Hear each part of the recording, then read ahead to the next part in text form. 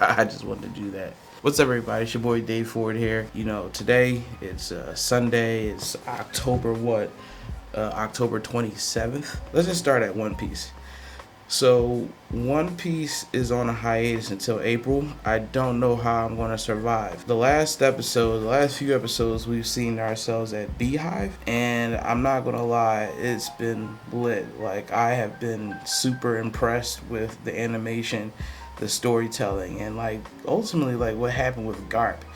I'm like indifferent about what's going on with like Aokiji right now, and I'm curious to know what people think about his character arc at this point in the story.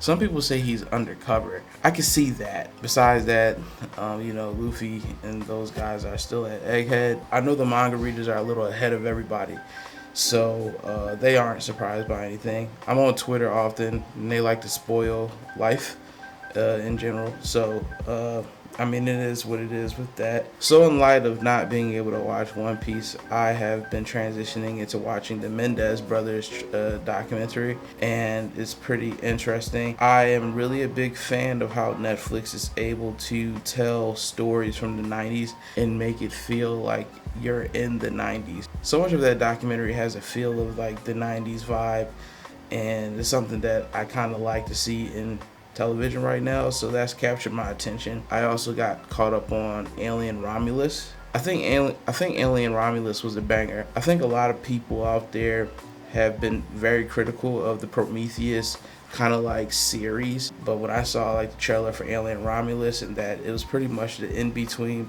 for the first Alien movie until you got to Aliens, I thought it was a pretty decent fit.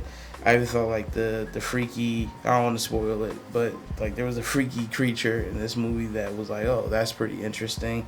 That would have definitely freaked me out even for that time if they did decide to put it out. Segueing into like the entertainment sphere of things, I think we all see that Lil Durk has been indicted by the feds. I spent a few days kind of just analyzing like the social media sphere, just seeing what people were saying. Everybody has the same, will say the same thing, regurgitate the same information. My thing was, I'm like, how could anybody be surprised? You know what I'm saying? Like, I think I was listening to a Breakfast Club, when Breakfast Club was making the announcement, they talked about it in a way that was like, oh my God, like, I can't believe this.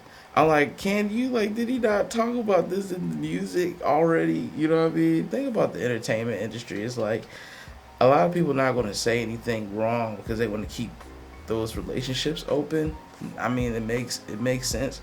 But like, it makes you wonder how many other people are kind of like operating in that same way. They caught him trying to escape the country.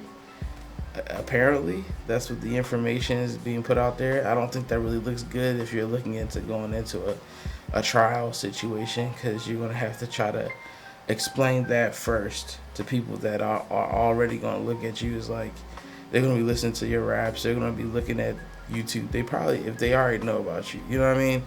So I didn't think that was it's not surprising news to me at all. On the flip side of that, I think this is an opportunity for Quando Rondo to kind of step out there and kind of ride this into the sunset. Like, you get a second shot at this. It's like you are in what I would call a redemption arc.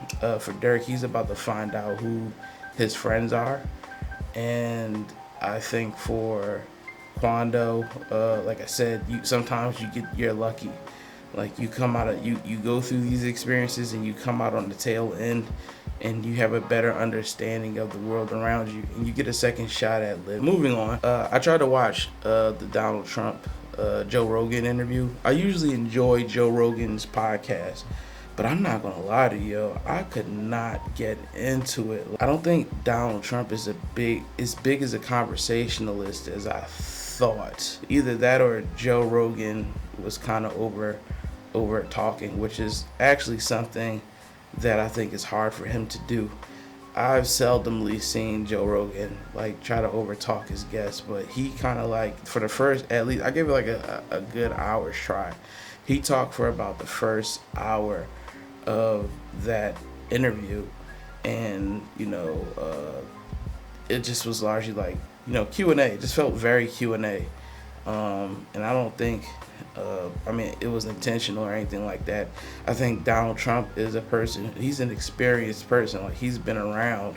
So there's so many questions to ask him. And it's just like, he's got to dip into his own memory. The man is like 70, in his 70s, something like that. So Joe kind of like ping ponged a bunch of questions off of him.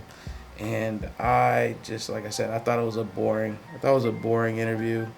At this point, I think they're both exhausted. I think this whole campaign for Kamala and Donald Trump has just been exhausting. And as we kind of lead into the, days of the election happening, I think a lot of people are just going to be glad it's going to be over, but they'll also want to just know the result of it. Coincidentally, I did see a very interesting documentary on Donald Trump and his potential relationships with Russia and, what that kind of stuff means. I'll throw a link in there. I think you should check it out. It's pretty interesting. It kind of goes back to the Menendez 90s kind of thing. It was a very well done documentary that I think will be worth your time. I've discovered the gospel of Trader Joe's recently. Don't ask me how, don't ask me why, but like, you ever just have some of those experiences in your life where you just want to become good at something? And I've decided to become better at cooking. And I've been going to Trader Joe's, and I have found the best balance in a supermarket or a grocery store, whatever you want to call Trader Joe's.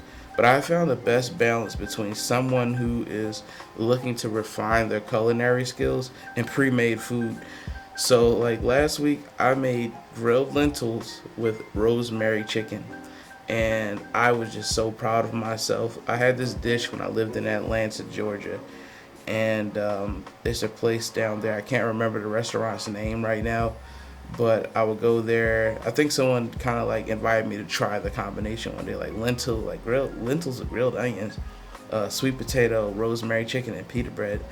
I thought it was disgusting at first until I tried it, and I fell in love. But now that I've kind of been at Trader Joe's every other day, not every other day, but like I go in there and it's like I see all these different pre-made dishes and items, stuff like that, and I've just been hooking it up. Like, my kids love it. I'm pretty excited to keep going back to Trader Joe's. If you love Trader Joe's, I want to see you comment on this. I want to hear what you think about it too. I also want to mention too that I think the Fed's picking up Lil Durk. Takes a little bit of the heat off Diddy. I think Diddy right now is probably going like thank God I don't have to, I don't have to be the sole focus of the media right now. I've kind of tuned out to, the stuff around Diddy, because it's just like, again, it's like, why is everybody acting surprised? Like, if you're the who's who, then already. And for us, it's like, I think the average person out there, when you think about Hollywood, you think about strange things. It kind of reminds me of my last time I was in New York City. Don't get me wrong, I love New York City. I think it's a pretty decent place. But the last time I was in New York City was like the last time I was like, this is the last time I'm kind of going to hang out in New York. Let's talk about DFP Live. So DFP Live is going to be my effort. I kind of was thinking it like, because I want to be more active in this space.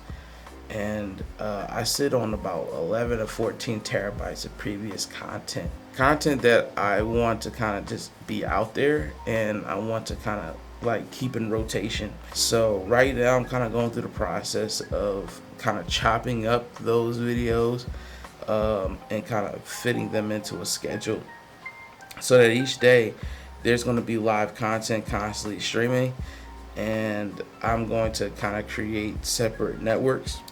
One network kind of going to be geared toward new media and content like this, and old content, behind the scenes stuff, actual projects, things that will continue to kind of like share the many people that I've come across in this journey, experiences, fun moments, and just kind of try to give the brand a little more exposure.